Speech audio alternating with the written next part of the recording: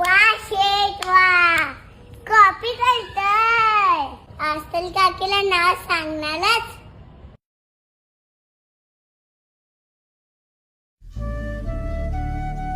बाबा त्या दिवशी काय बोलत होते ते माहितीये?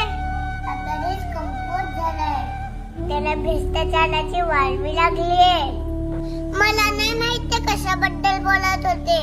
बाबा मला बोलले, श्रीजा आपण आपल्या फायद्यासाठी भ्रष्टाचाराला घटपाणी घालायचं नाही.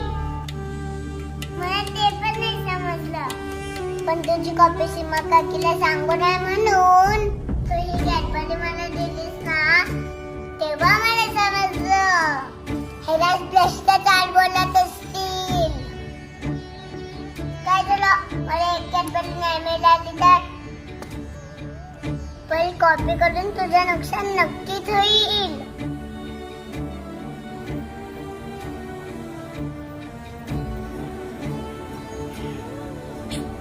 तू काय करते? बाबा बोलतात भारताचं भविष्य आपल्या खांद्यावर आहे, म्हणून खांदे बलवान करते.